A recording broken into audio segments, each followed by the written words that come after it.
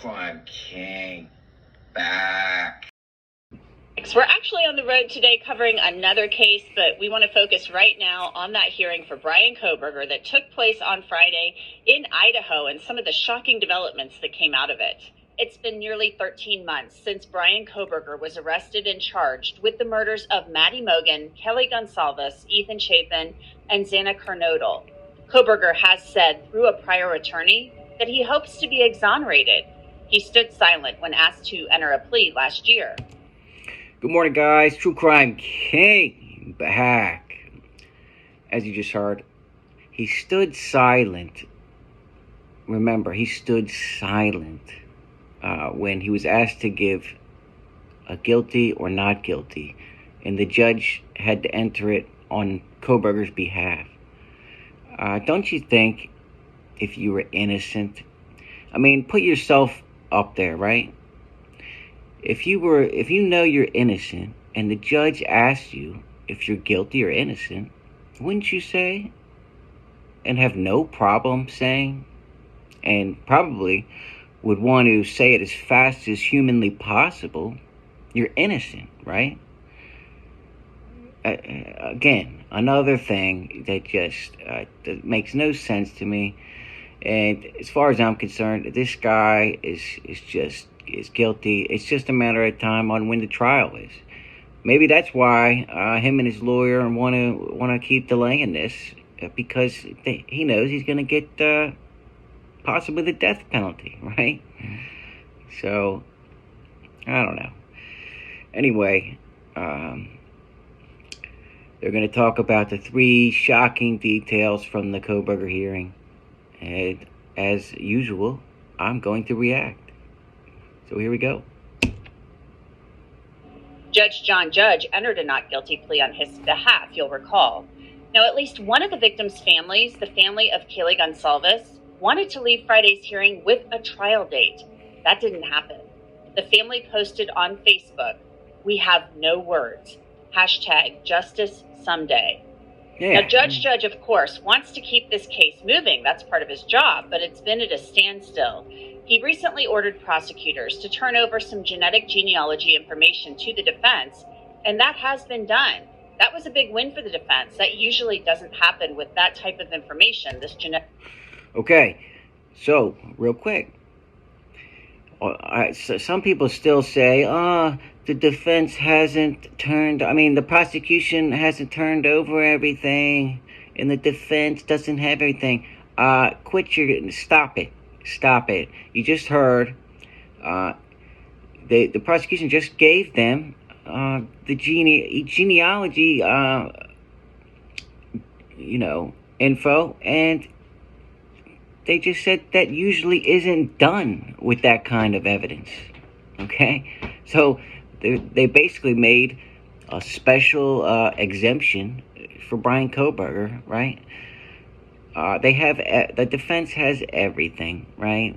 You just heard in my last video, Ann Taylor's complaining about how many terabytes of data or evidence that they have to go through, right? Now they're complaining about how much evidence they have to go through, right? Give me a break. And the prosecution says they could be ready by this summer, right? And then somehow the defense won't be ready until 2025, next year, summer, at the earliest. Make it make sense, guys. Make it make sense, right? Genetic genealogy stuff.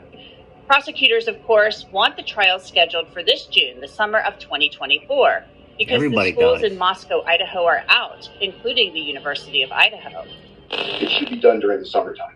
Yeah. And I say that because right across the street there is Moscow High School that shares parking all around the courthouse with everybody else who's going to have an interest in this case and being here. And we've already encountered the conflict between those interests. We can't sustain that for weeks and weeks on end. That's just not fair to the students. It's not fair to the school district. It's not fair to the media. It's not fair to anybody. The other factor is, as John knows, we have 2 universities, part of our community. And during the academic year, we have graduations, we have numerous sporting events and other university-related events that essentially consume every available hotel or motel room within miles. But Kohberger's lead attorney, Ann Taylor, doesn't believe she'll be ready for trial before the summer of 2025, and maybe not even then. Prosecutors have said they believe this trial will take 6 weeks, but the defense says it will take much longer than that. They believe this trial could take between 12 and 15 weeks. This is, as everybody said today, a very complicated case. And I want to talk a little bit about what drives both our request no sooner than summer of 2025. And I say that with fear, Your Honor. There are a lot of things that we have to still do. I want the court and counsel to know that we haven't sat around waiting for a scheduling conference to begin doing those things. We have been on this case and active and seeking discovery and reviewing discovery, meeting with experts and working the case since the day we were assigned this case. Shut up. It seems like, she wants the trial to last double the amount of time that the prosecution wants it done. The prosecution says 6 weeks for a trial. They're saying 12 to 15 weeks, right? It seems to me like the defense just wants to try and talk about all the possible conspiracy theories and all the bullshit, just to try and maybe plant some seed of doubt in the jurors' minds, because that's their only option, in my opinion. Because I think Ann Taylor and Brian Kohberger know they're screwed. They know Kohberger knows he's guilty, right? And yeah, I think they just want to talk about the crazy theories that didn't happen, that there's no evidence of, and just try and get a couple jurors to maybe believe that. Like some of you people out there, still believe some of these crazy theories, right? Without any evidence. You know what I mean? Like tunnels going to behind the refrigerator, right? Some of you actually believe that just because some clown on YouTube said it's possible, right? Give me a freaking break, So, with that said, there's still plenty to do. The defense also plans to file a change of venue motion, meaning that they want the trial moved out of Latah County. Latah County has a population of more than 37,000 people, and that's a very small jury pool, especially when you're talking about a case as big as this one. Now, we've seen 2 other high-profile... It doesn't matter where the trial gets moved to. And I don't have a problem, and I don't think anybody should have a problem with if they want to move the trial, because everybody in the whole United States knows all about this case if they follow any kind of true crime, right? So already, it's not going to matter where Kohberger goes. They're going to know what he's accused of doing. But what the jury will be privy to, that the public is not privy to, is all the sealed gag order evidence, right? Who knows? It could either help Kohberger or it could hurt him. My money's on it's definitely going to hurt him, and it's going to hurt him bad, right? I mean, there's still not one person of you out of all these videos I've made that can explain his DNA being on the knife sheath. You know what I mean? Because you can't, right? I mean, the only comments I get is, just, you guys just say something about nothing. You don't answer the question, right? you talk about subs, like, or how long somebody else has been doing this compared to me just starting, right? You don't actually talk about anything that I ask you guys to comment on, because you can't. And if you guys want to base your judgment on some crazy theory and not follow the actual evidence, that's illogical, in my opinion, and it's just plain stupid. File cases moved in Idaho recently. But luckily, there is a lot of people that use their brain and common sense that, most of them are subscribed to me, and it's quality over quantity, guys. You don't want a bunch of Looney Tunes in your, as your subscribers, right? The trials of Lori Vallow Daybell and her husband, Chad Daybell.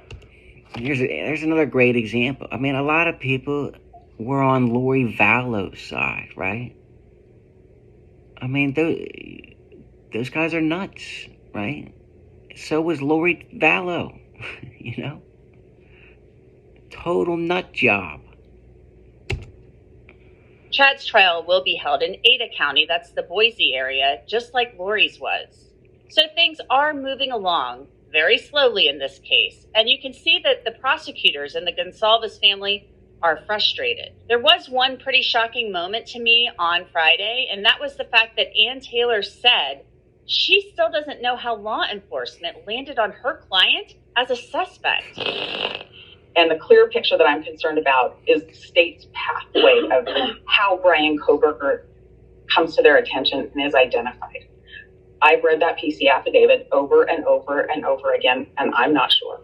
Over a year into this case and everything I've read, and I've spoken with our team, we're not sure how the state decides on Brian Kohberger. I know different pieces, but I don't know where they fit together. Hold on.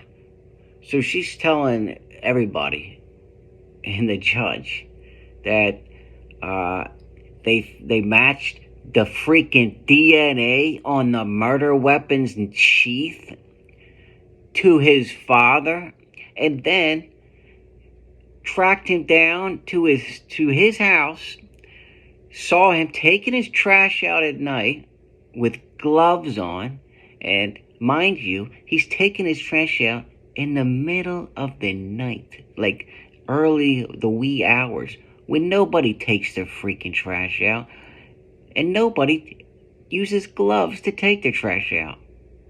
I put a poll up about this, and, some of you guys that were obviously just trying to defend Kohberger at the time, oh yeah, I always use gloves to take my trash out. Shut up.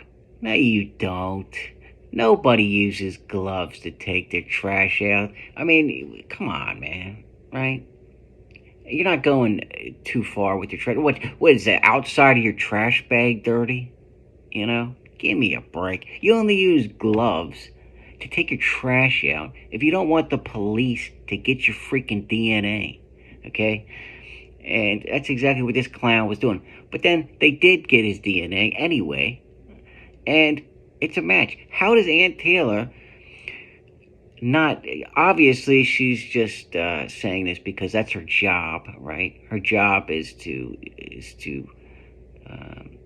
try and do anything she could possibly do to help Kohberger and play the stupid card, right?